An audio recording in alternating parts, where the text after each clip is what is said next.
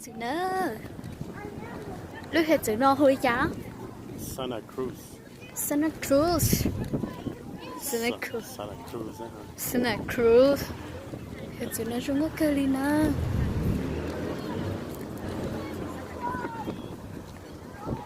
ở trên ở đó đây xe chúng ta hổ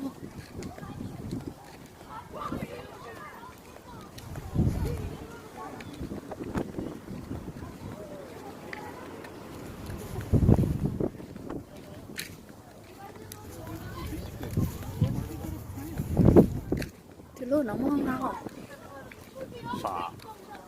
có thứ tôi hả Người cho gì đó. dạ Ta cái nó người ta nhiều bọn đấy chứ. cái có tên là số rượu Tỏi của cái chứ sáng trung đỉnh.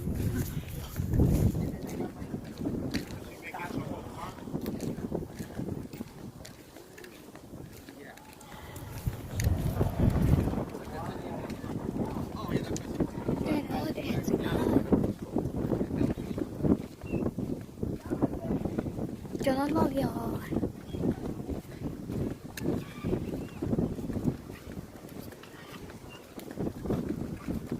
nhưng nó tự lì theo đó trong gọn á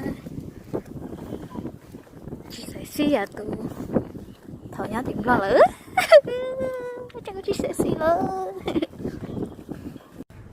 nó của tụi số cho của tôi xì đó để chữ nó tôi xì à cho nó bớt thì cho béo xong có thể nào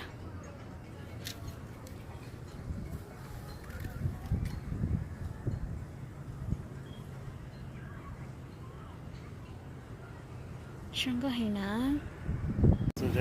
ok tụi ở đây đó tụi ở đây đó nè các bạn Ở đây cái này. các bạn tôi có plan rồi lo Đâu. tụi số đây có hai màu Là xây dựng anh mỹ có cái chạy của có chỗ thì chạy nè có tụi ở đây cũng sẽ là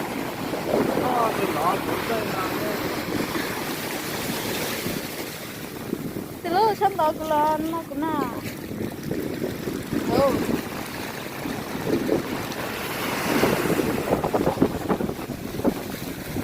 đều tôi phải có tỏ Tao có tao ra cái phòng đấy. nhớ nữa của lúc cấp bơ